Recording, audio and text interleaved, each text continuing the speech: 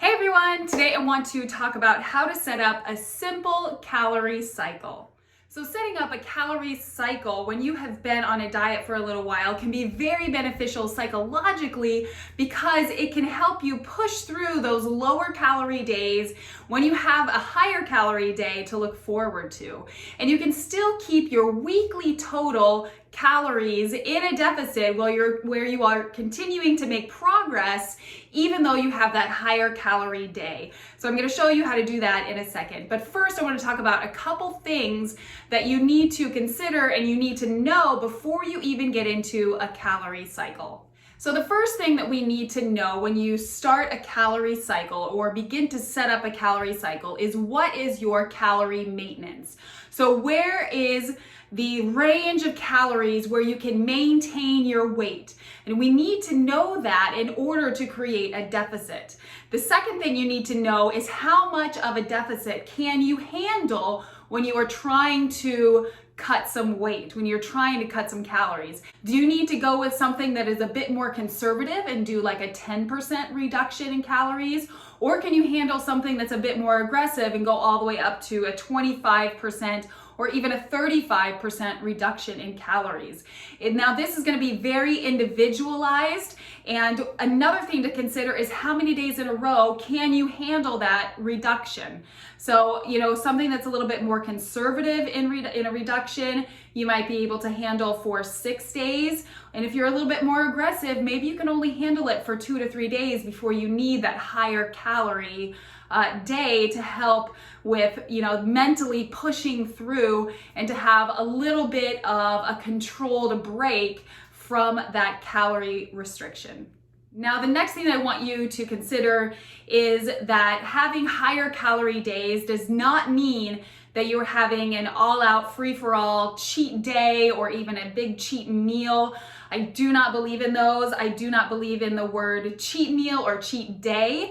First of all, because it implies that you're doing something wrong. None of us want to be cheaters, okay? So we're not going to phrase the way that we set up our diet that way either.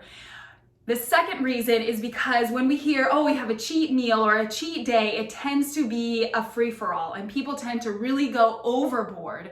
So if our maintenance calories are, say, at 14,000, we're eating 2,000 calories a day, and we do a little bit of a reduction, we say we take just 10%, we go down to 1,800 calories a day.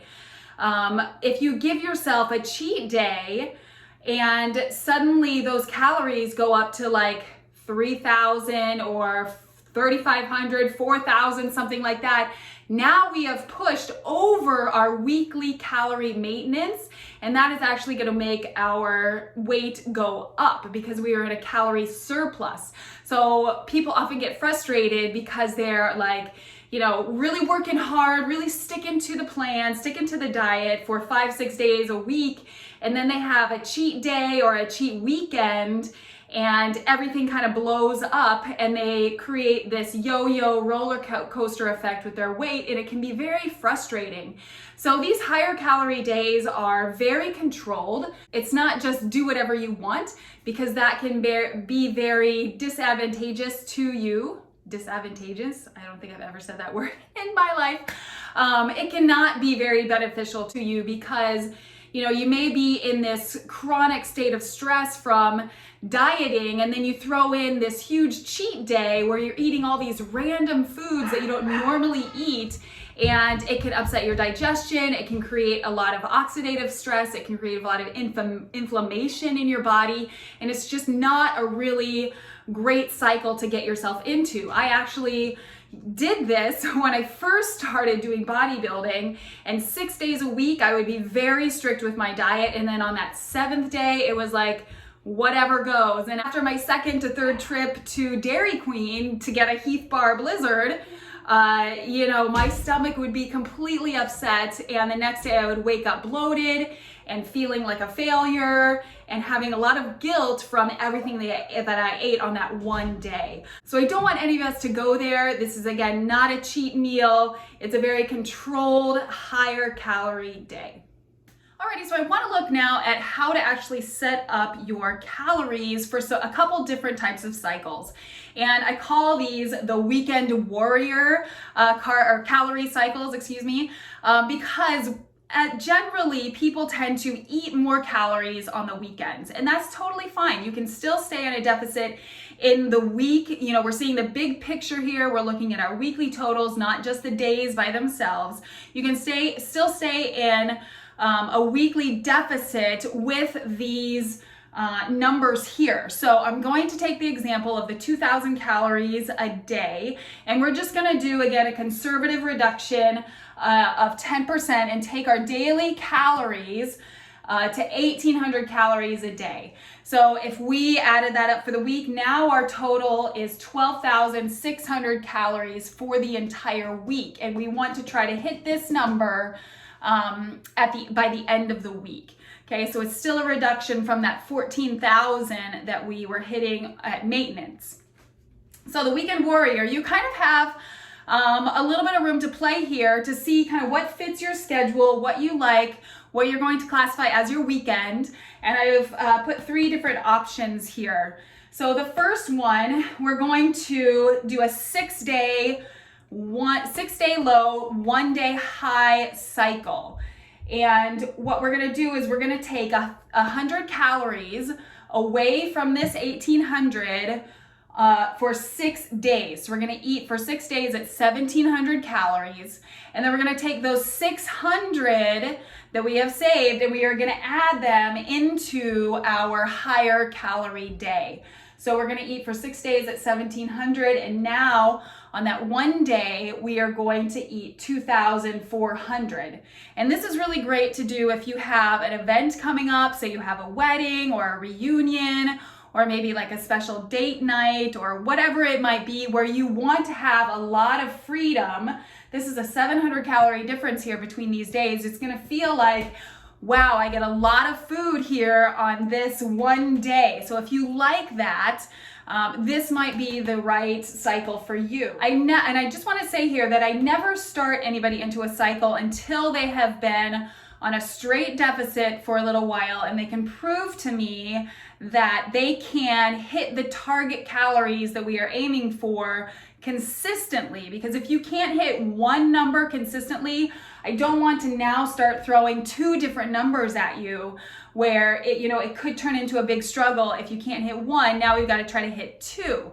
So you've got to first show, before we can cycle, that you can hit 1 calorie target before we pinpoint 2 calorie targets. So this 6 and 1 day cycle can be really nice if you are new to dieting and you want to have a lot more room to eat one day of the week. Now this 5 and 2 day cycle, this is a really great split.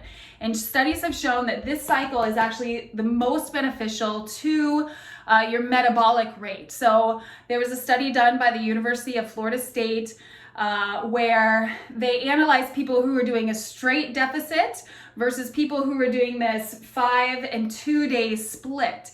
And it showed that when the study was done, the people that were in the straight deficit had a metabolic rate reduction of 80 calories per day, and the people who did the 5 and 2 had a 40 calorie reduction in metabolic rate. So that is significantly different and very beneficial if you can keep that metabolic rate as high as possible when you are dieting. So this is an excellent rotation or cycle to put yourself on when you're trying to lose weight. So this is, Monday through Friday, you have 1 set of calories. Again, we're going to go with that 1,700, which will put us at a 500 calorie marker that we can split between Saturday and Sunday. So that would give us 5 days at 1,700 and 2 days at 2,050. And then the last split that I want to talk about is a 4 and 3, where, for example, Monday through Thursday, you're eating 1,700.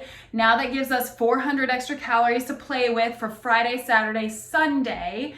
And that means we can eat 1,933 on those particular days.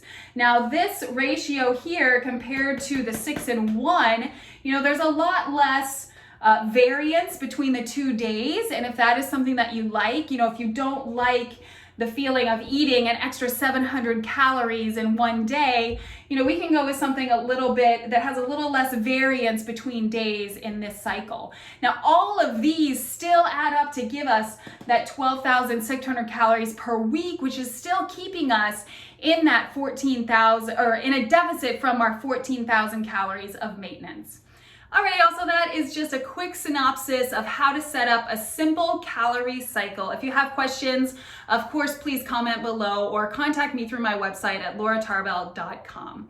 If you like this video, make sure to give it a thumbs up and be sure to subscribe so that you never miss a new fitness and nutrition video with me. Thanks, y'all, and have a good day.